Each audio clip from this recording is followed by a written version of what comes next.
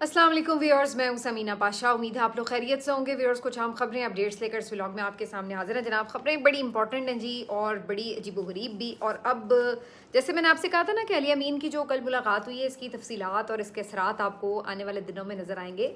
ये भी पता चलता जाएगा कि आखिर इसकी ज़रूरत क्यों थी और कैसे इतने अरसे से जो बंद मुलाकात थी वो क्यों करवाई गई। तो अब सारी चीज़ें काफ़ी आराम से समझ आना शुरू हो चुकी हैं। इसकी डिटेल आपको बताते हैं। अली अमीन कल जब इमरान खान साहब से मिले तो क्यों मिले, फिर जाके क्या बताया, फिर उसके बाद अलीमा खान साहिबा और अली अमीन के दरमियान एक रिफ्ट कैसे सामने आया, और फिर उसके बाद किस तरह से इसराइल के मामले पर तवज्जो हटाओ मुहिम भी शुरू हो गई। ये सब चीज़ें आपस में किस तरह से कनेक्टेड हैं, इस पर बात होगी। और फिर इसके साथ साथ आपको ये भी बताएंगे जो हुकूमत है उस वक्त उसके एजेंडे क्या हैं, और साथ में ये जो ये अब्राहम अकॉर्ड है इसके हवाले से अब क्या आगे डेवलपमेंट्स होने जा रही हैं। कश्मीर की सूरत हाल पे भी कुछ नज़र रखेंगे। तो ये सब कुछ आज के व्लॉग में। आपसे रिक्वेस्ट है कि चैनल को सब्सक्राइब कर लें अगर अभी तक सब्सक्राइब नहीं किया। तो जनाब, देखा हमने 3-4 महीने से ज़्यादा हो चले थे अली अमीन की मुलाकातें बंद थी, लेकिन कल के रोज़ अचानक ही अली अमीन को सुबह सवेरे ही भेज दिया गया अडयाला जेल, और उन्होंने जाकर इमरान खान साहब से एक लंबी मुलाकात की। सभी इस बात पे हैरान थे कि ये मुलाकात आखिर कैसे अचानक से हो गई और करवा भी दी गई। और फिर उसके बाद ये भी हैरानी थी कि आखिर इस मुलाकात में क्या डिस्कशन हुई होगी, इसके ऊपर किस तरह की गुफ्तगू हुई होगी, क्या फ़ैसले लिए गए होंगे। तो अब जो है वो सारी कहानी बड़ी खुलकर सामने आ चुकी है, क्योंकि हुआ ये कि उसके बाद जब अलीमा खान साहिबा अली अमीन से मुलाकात जब इमरान खान साहब की हो गई थी, तो उसके बाद ज़ाहिर है फैमिली की भी मुलाकात हुई, क्योंकि उस दिन तोशा खाना का ट्रायल था। और उसके बाद सारा दिन ट्रायल के बाद अलीमा खान साहिबा कल मुख्तसर गुफ्तगू जो इमरान खान साहब का मैसेज था वो दे के चली गई थी। लेकिन आज जब वो पहुंची हैं ट्यूसडे वाले दिन मुलाकात के लिए इमरान खान साहब से, तो उस वक्त मीडिया के नुमाइंदों से उन्होंने बड़ी मज़ेदार गुफ्तगू की, और उन्होंने फिर बताया कि इमरान खान ने उन्हें बताया कि अली अमीन जब उनसे मिलने आए तो उन्होंने अलीमा खान साहिबा के ऊपर ठीक ठाक किस्म के इल्ज़ामात लगाए। एक तो उन्होंने ये कहा कि जनाब ये एमआई से अपनी सपोर्ट ले रही हैं और एमआई इनको पूरा इस वक्त सपोर्ट कर रही है। और दूसरा उन्होंने ये कहा कि जी ये चेयरमैन बनना चाहती हैं पार्टी की, यानी चेयरपर्सन बनना चाहती हैं। और तीसरा ये कहा कि जनाब अलीमा खान साहिबा जो हैं वो पार्टी को कमज़ोर भी कर रही हैं और सोशल मीडिया मुहिम भी चलाती हैं पूरी अली अमीन गंडापुर साहब के ख़िलाफ़। तो ये सारी गुफ्तगू उन्होंने अलीमा खान साहिबा के ख़िलाफ़ इमरान खान साहब को पहुंचाई, और इमरान खान साहब ने ज़ाहिर है कि बिलीव नहीं किया, इसीलिए उन्होंने ये सारी बातें आगे अलीमा खान साहिबा के पास भी कर दी। और मेरा ख्याल है कि उन्होंने बड़े हंसते हुए की होंगी कि देखो ज़रा इनका हाल, कि ये किस किस्म के इल्ज़ामात लगा रहा है और अलीमा खान साहिबा को किस तरह से टारगेट किया जा रहा है। उसके बाद जनाब अलीमा खान साहिबा ने ये सब की तस्दीक की, तो बैरिस्टर गौहर से भी पूछा गया, उन्होंने भी बड़े अफसोस का इजहार किया, और उन्होंने कहा कि ये मुमकिन ही नहीं है कि अलीमा खान साहिबा के ऊपर इस तरह के इल्ज़ामात लगाए जाएँ। वो कभी सियासी मुदाखलत भी नहीं करती हैं, वो तो सिर्फ मैसेज देती हैं, और मुझे बड़ी हैरत है अगर अली अमीन ने ऐसी कोई गुफ्तगू की है। लेकिन अलीमा खान साहिबा कह रही थी कि ये बातें उन्हें खुद इमरान खान साहब ने बताई हैं। तो अभी ये सारी गुफ्तगू हो ही रही थी कि क्या वाकई ऐसा कहा हो सकता है अली अमीन ने, और क्या वाकई इस किस्म की गुफ्तगू पहुँचाई गई है। इसके अलावा भी उन्होंने कुछ गलत बयानियाँ की, जैसे कि उन्होंने जाके कहा कि सिर्फ 500 लोग जो हैं वो पंजाब से आए थे, जबकि अलीमा खान साहिबा के बकौल हज़ारों लोग पंजाब से गए थे। और मैंने कुछ और सहाफ़ियों से भी पता किया जो वहाँ पे कवरेज के लिए मौजूद थे, तो उनके मुताबिक भी हज़ारों लोग थे जो कि पंजाब से भी आए हुए थे काफ़िलों की सूरत में। तो इस मामले पर भी जाके इमरान खान साहब को मिसगाइड किया गया कि जी पंजाब से तो कोई आया ही नहीं काफ़िला लेके। इसके अलावा फिर ज़ाहिर और अमूर पे भी बात हुई होगी, लेकिन ये बड़ी हैरत अंगेज़ बात थी कि एक शख्स से आपकी 5 महीने बाद मुलाकात हो रही है, और इस वक्त इस कदर अहम इश्यूज़ थे जिनके ऊपर आप जाके इमरान खान साहब से बात करते, उनसे पॉलिसी गाइडलाइंस लेते, आपने बजट पास करवाया है, आपके सूबे में एक ऑपरेशन चल रहा है, आपके साथ अफगानिस्तान के इशूज़ चल रहे हैं, कश्मीर के जो मामले हैं वो बिगड़े पड़े हैं, इधर ट्रंप और जो मुलाकातें हो रही हैं फील्ड मार्शल साहब की और शहबाज शरीफ की, ये सारी चीज़ें थी। तो इतने अहम उमूर को छोड़ करके गंडापुर साहब जो हैं वो जाके क्या बातें कर रहे हैं कि जी अलीमा खान साहिबा के ऊपर इल्ज़ामात लगा रहे हैं, छोटे बच्चों की तरह जाके उनके ऊपर शिकायतें कर रहे हैं कि जी ये मेरे खिलाफ मुहिम चलाती हैं वगैरह वगैरह, व्लॉगर्स से इनका राब्ता है, ये सोशल मीडिया कंट्रोल करती हैं। तो ये इस किस्म की क्लास है इनकी कि ये इस तरह की हल्की बातें करने के लिए 5 महीने बाद मिलने जा रहे हैं, और ये हल्की बातें जाके कर रहे हैं इतने बड़े अहम मामलात के ऊपर गुफ्तगू करने के बजाय। तो ये बड़ा हैरान कुन था सबके लिए। लेकिन फिर उसके बाद क्या होता है, उसके बाद ये होता है जनाब कि अली अमीन गंडापुर साहब रात गए खुद एक वीडियो जारी कर देते हैं, अपना वीडियो पैगाम बना के जारी करते हैं, जबकि वो कल से बिल्कुल खामोश थे। इमरान खान साहब से मिलने के बाद से गए तो किसी से कोई बात नहीं थी उनकी हुई, और हर कोई हैरान था कि उन्होंने कोई आके मैसेज भी नहीं दिया कि भाई क्या बात हुई है। उसके बाद जनाब वो आते हैं और आके एक वीडियो बनाते हैं, और उस वीडियो में वो बताते हैं कि जनाब बिल्कुल सारी बातों की तस्दीक कर देते हैं कि मैंने जाके इमरान खान को अलीमा खान के बारे में ये बताया वो बताया, बल्कि ऐड ये भी किया कि जी हफीज़ुल्लाह नियाज़ी साहब से जो है मैंने ये भी उन्हें कहा कि जी उनके हक में कॉलम लिखवाए जा रहे हैं कि जी ये चेयरपर्सन बन जाएं, ये वज़ीर आज़म बन जाएं। और फिर साथ में कहते हैं मैंने तो उन्हें कहा कि आप बेशक बना दें, अगर आप बना देंगे एक दफ़ा मसला हल हो जाएगा तो हम भी एक्सेप्ट कर लेंगे वगैरह वगैरह, लेकिन ये कम अज़ कम धींगा मुश्ती ख़त्म हो। यानी कि वो ये कह रहे थे कि जी वो बनना चाहती हैं, वो अपनी सारी ये कैंपेन चलवा रही हैं, इसमें एजेंसियाँ भी उन्हें सपोर्ट कर रही हैं, उनके हक में कॉलम भी लिखवाए जा रहे हैं, और अगर ऐसा ही करना है तो भाई फिर बना दें आप उन्हें। तो यानी उन्होंने इन तमाम इल्ज़ामात की तस्दीक कर दी कि अलीमा खान साहिबा ने जो बताया वो बिल्कुल दुरुस्त बताया उनके बारे में, कि अलीमा खान के बारे में कल ये शिकायतें करने गए हुए थे। अब आप अंदाज़ा लगाइए, उसमें ये अजीब बातें कर रहे हैं कि जी अलीमा खान साहिबा जो हैं उनके बच्चों को ज़मानतें कैसे मिल गई, सबको यहाँ पे सज़ाएँ हो गई, नाअहलियाँ हो गई, तो उनको कैसे मिल गई। हालांकि वो सबको पता है कि किस कदर कमज़ोर केसेस थे, और ऐसा नहीं कि सिर्फ अलीमा खान के बच्चों को ज़मानतें मिली हैं, और भी कई वर्कर्स हैं जिनको ज़मानतें मिली हैं। ये बात दुरुस्त है कि बहुत सौ को नहीं मिली, बहुत सौ को सजाएं हुई, लेकिन ये भी बात दुरुस्त है कि बहुत सौ को ज़मानतें मिली भी हैं, और ख़ुद लाहौर की टीम ने बड़ा उसका सारा डेटा शेयर किया। तो इसी तरह उनको भी ज़मानतें मिली, और उनका एक बेटा तो चित्राल में था, उसकी सारी टाइमलाइन मौजूद है। और फिर 2 साल के बाद जब गिरफ्तारी हो तो वैसे ही मुकदमे में उस तरह की जान नहीं रहती, तो फिर किस बुनियाद पर उन्हें रखा जाता। वैसे भी आपको याद होगा कि वो एक इंटरनेशनल हाइप बन गई थी उस वक्त, अलीमा खान साहिबा ने जब बाहर मारियो नौफाल को इंटरव्यू भी दिया और सब कुछ, तो उसके बाद बहुत मुश्किल था कि उन्हें रखा जाता बिला वजह। तो ये सारी चीज़ थी, लेकिन इसको भी अली अमीन गंडापुर साहब ने जोड़ा इस बात से कि जी अलीमा खान साहिबा को सिस्टम जो था वो फेवर कर रहा था, इसलिए उनके बच्चों को छोड़ा। तो अगर ये बात है तो फिर तो अली अमीन को भी सिस्टम फेवर कर रहा है, क्योंकि मुकदमे तो उनके ऊपर भी हैं। तो क्या वजह है कि अभी तक उनको सज़ाएं नहीं सुनाई गई। जब भी उनके ऊपर कोई प्रेशर डालना होता है उनको वो वारंट जारी कर दिए जाते हैं, शराब बरामदगी केस में, कभी किसी केस में, कभी किसी केस में। तो मतलब ये है कि फिर इस तरह तो अली अमीन को भी कहा जा सकता है कि भाई आपको भी फिर इस्टेब्लिशमेंट की सपोर्ट ही हासिल है ना, इसी वजह से आप अभी तक बैठे हुए हैं अपने सीट के ऊपर। वरना जब इन्होंने तय कर लेना हो तो इन्होंने तो चलती हुई हुकूमतें हटवा दी हैं, तो फिर आपको हटवाना कौन सा मुश्किल काम है उनके लिए। तो आपको भी हटवा सकते हैं, आपके इधर आपको सज़ा दिलवा देंगे बरामदगी शराब वाले केस में, और आप ना अहल हो जाएंगे।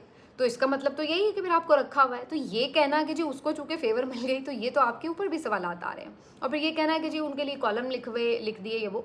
हफीज़ुल्लाह नियाज़ी साहब जो हैं, अगर वो कॉलम लिख रहे हैं तो फिर तो मेरा ख्याल है ये बात किसी से ढकी छुपी नहीं है कि आजकल वो बेचारे जिस मुश्किल में हैं वो किसकी तारीफ़ें कर रहे हैं और किन के लिए किन को मुतमईन करने की कोशिश कर रहे होते हैं। तो ये तो बड़ा डिलिब्रेट हो सकता है कि जानबूझ के उनसे इस तरह की चीज़ जो है वो लिखवाई जाए, और ये भी हो सकता है कि उन्होंने अपने तौर पर सोचा हो, जैसे हम भी बहुत सारे लोग अपने तौर पर ये सोच सकते हैं कि जी अलीमा खान साहिबा बहुत बेहतर एक किरदार अदा कर सकती हैं। तो इसमें इस बात से इसको जोड़ना कि जनाब ये इसलिए कहा जा रहा है क्योंकि वो करवा रही हैं, तो इस तरह तो फिर अगर आप ये कह रहे हैं कि आपके खिलाफ कैंपेन चली, तो कैंपेन तो फिर अलीमा खान के खिलाफ भी चली है, और आपके ही कुछ मखसूस लोग हैं जो बाकायदा एक ऐसा लगता था कि ग्रुप की सूरत में अलीमा खान साहिबा पे अटैक करते थे कि जी ये जानशीनी बना रही हैं और ये जनाब चौधराइन बन रही हैं, या ये हैं या वो हैं।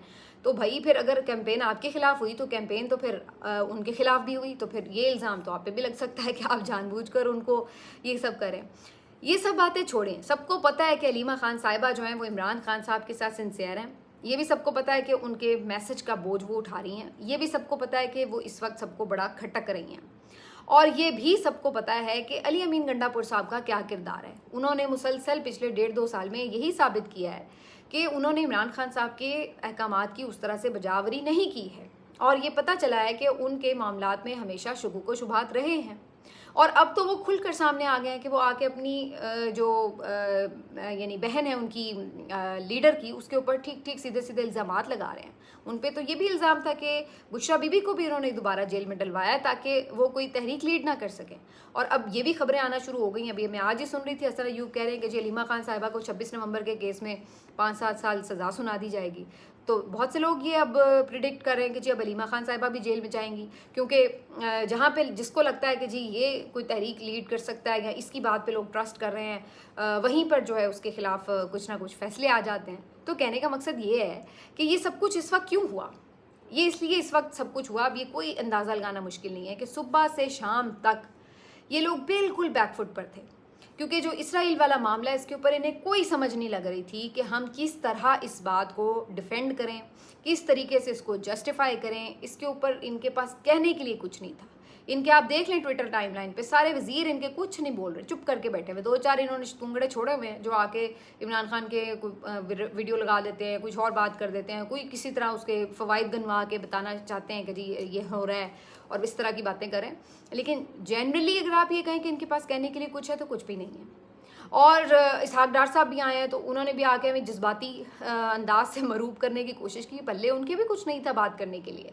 तो कहने का मकसद ये था कि जब ये इतने बुरी तरह पिट रहे थे इस मामले के ऊपर, सोशल मीडिया पर इनकी बिल्कुल क्लास लगी हुई थी, तो उस मौके पर ऊपर आके ये सारा शोशा जो है अली से छुड़वाया गया।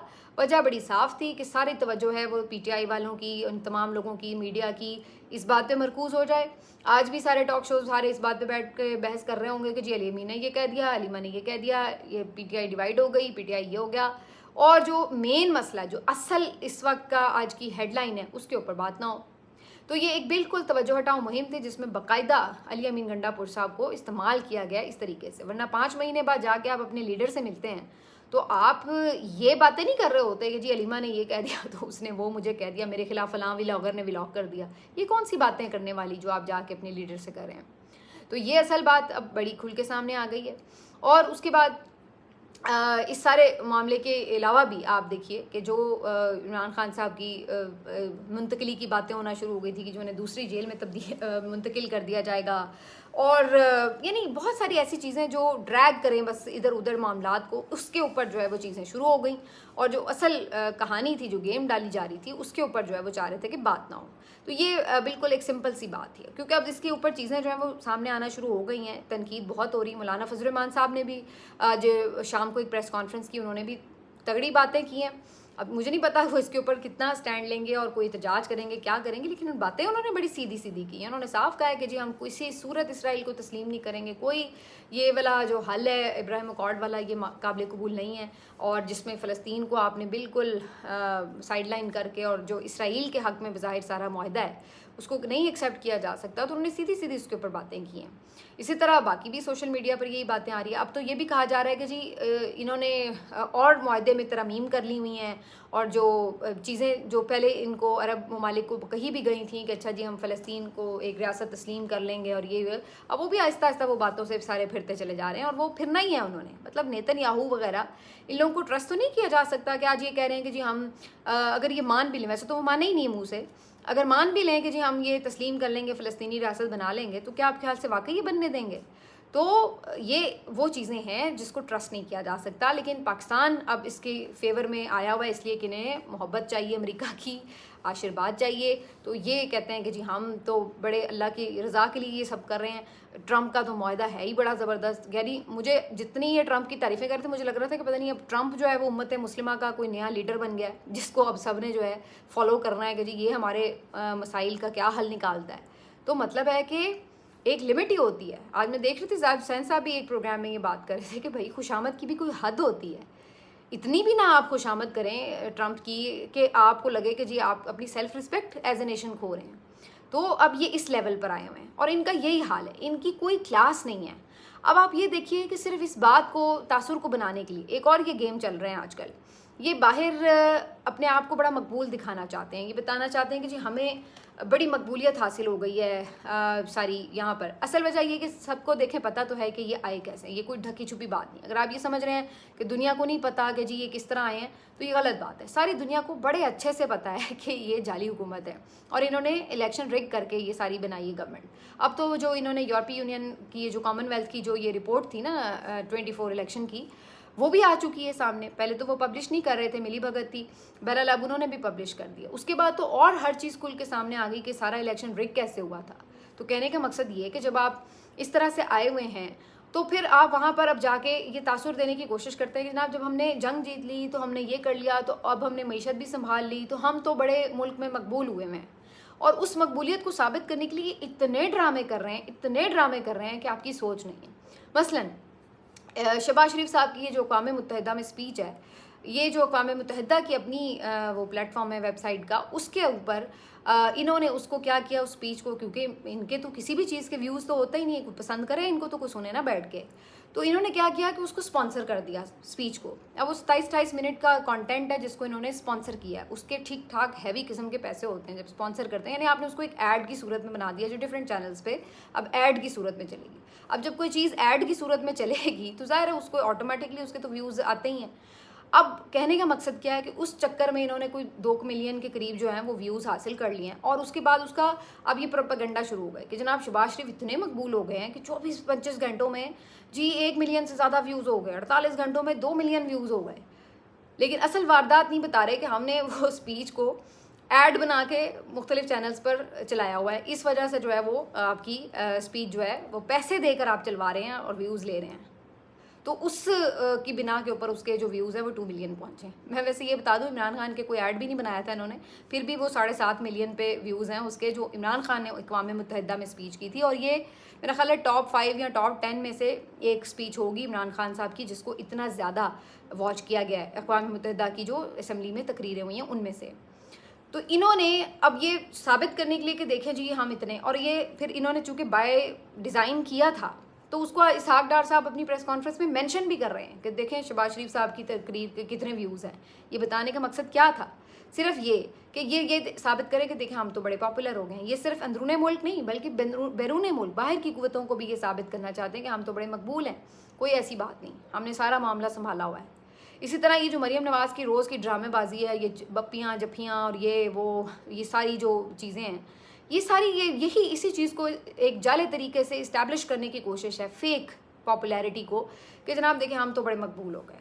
ये सारा वही गेम है जिसको ये अंदरूनी मुल्क भी और बैरून मुल्क भी साबित करना चाहते हैं कि जी देखिए हम बड़े मकबूल हैं। उसके लिए ये पैसा लगा रहे हैं, उसके लिए ये तकरीबें सजा सजा के मतलब किसी को स्कूटर देने हैं उसके लिए भी इतनी बड़ी कोई 2 करोड़ की तकरीब सजाई जाएगी 2 स्कूटर देने के लिए कि जनाब इस स्कूटर मरीम नवाज ने दिए, साबित सिर्फ ये करने के लिए कि वहाँ पर आके कोई आके जफ्फी डालेगा, कोई चुम्मी करेगा, कोई हाथ मिलाएगा, कोई इन्हीं की बांटी हुई तस्वीरें इनको वापस दे देगा। अच्छा ये मैं आपको बताऊँ, मैंने इसके ऊपर गौर भी किया, मैंने कहा तस्वीरों वाला क्या चक्कर। जब मैंने देखा जो जितने लोग यहाँ पे खड़े होते हैं ना वेलकम करने के लिए, वो सारे एक ही जैसी तस्वीरें लेके खड़े हुए। अब मैं बड़ी हैरान, मैं कि मतलब हर कोई बंदा अपने घर से अगर तस्वीर खुद लेके जाए तो जाहिर सी बात है मेरे पास कोई तस्वीर होगी मैं कोई लेके जाऊँगी, कोई दूसरे के पास कोई और तस्वीर होगी कोई और लेके जाएगा। ये क्या चक्कर है कि सब ने एक जैसी तस्वीरें ली हुई हैं।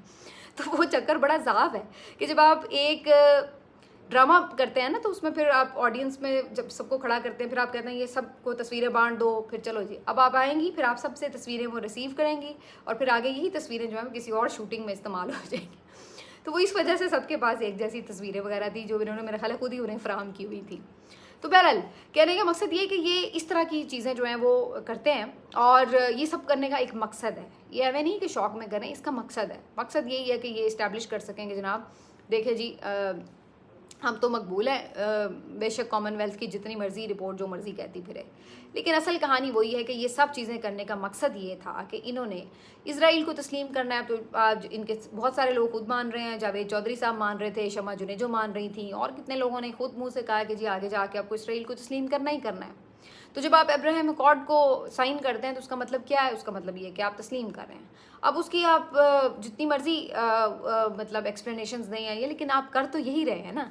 तो कहने का मकसद ये है कि आप इस तमाम तवज्जो यानी सारे मामलात से तवज्जो हटाने के लिए फिर आप ये करते हैं कि आप अपने जो मोहरे हैं उनको बेनकाब भी करते हैं, उनको मैदान में लाते हैं, उनको आपस में लड़वाते हैं ताकि डिस्कशन जो है उसका रुख उस तरफ मुड़ जाए। लेकिन अब लोग हर चीज़ एक्सपोज कर देते हैं और लोगों को सब समझ आ जाती है। और वैसे भी मेरा ख्याल है कि ये जो अली अमीन वाला मामला है ये कोई ऐसा बॉम्बशेल नहीं है मेरे नज़दीक, क्योंकि ये एक ऐसी चीज़ है जो सबको पहले ही पता है। सबको पता है कि अली अमीन किसका असल में वज़ीर आला है, सबको पता है कि पिछले 1.5-2 साल से किस तरह से खैबर पख्तूनख्वा हुकूमत चलाई जा रही है। 2 आज इनके जो वज़रा हैं उन्होंने इस्तीफ़े भी दिए हैं, उसके ऊपर इन्होंने बताया कि जो उनकी कोई चेंजेस किए जा रहे थे महकमों के, तो उसके ऊपर उन्हें शायद कोई एतराज़ थे। तो एक तो ये शहराम तरक़ई के भाई हैं, फैसल तरक़ई, और एक आकिब ख़ान है, मेरे ख्याल असद कैसर के भाई हैं। तो इन लोगों ने आज इस्तीफ़े दे दिए हैं। तो इसको भी ये कह रहे हैं कि जी इस तरह, कहने का मकसद ये कि ये तमाम चीज़ें जो हैं, ऐसा नहीं है कि पता नहीं, सारे रिपोर्टर्स रिपोर्ट कर रहे हैं, सबको पता है कि कौन किधर रिपोर्ट करता है। तो ये सिर्फ मेरा ख्याल है पिट जाएगा सारा, ये कोशिश भी जो है ये पिट जाएगी एक आध दिन में, और सबका जो मरकज़ है डिस्कशन का वो वही होगा जो इस वक्त मेन इशू होगा। बाकी अब इस बात पे आ जाते हैं कि कश्मीर में क्या हुआ है। तो जी कश्मीर में अब एक लॉन्ग मार्च किया जा रहा है जो कि इसके दारुल हुकूमत मुज़फ़्फ़राबाद की तरफ जा रहा है, और ये एक ख़ासा बड़ा मार्च है जिसमें बड़ी तादाद में लोग शामिल हैं। और अब इसके ऊपर जो है वो काफ़ी आप समझ लें कि मामलात जो हैं सेंसिटिव हुए पड़े हैं। जो इनके कश्मीर कमेटी के जो लोग हैं, इनके जो स्टेटमेंट्स आ रहे हैं वो ख़ासे एग्रेसिव भी हैं और ज़ाहिर है फ़िक्रमंद वाले भी हैं। तो अब इस चीज़ को जो है वो देखना पड़ेगा। इस वक्त जो मेरे ख्याल से तो रियल इश्यूज़ ये हैं कि जो कश्मीर में इस वक्त सिचुएशन है, जो इस वक्त फ़लस्तीन और इसराइल के मामले पर हुकूमती पॉलिसी है, ये चीज़ें हैं जो डिस्कशन में होनी चाहिए। बाकी ये तवज्जो हटाओ मुहिम है, ये चलती रहती हैं, लेकिन इन दी एंड ये सारी चीज़ें फिर पिट जाती हैं। असल चीज़ तो वहीं पे है जो हाँ पे है। मिलते हैं आपसे अगले वीलॉग में। अपना ख्याल रखिए। अल्लाह हाफ़िज़।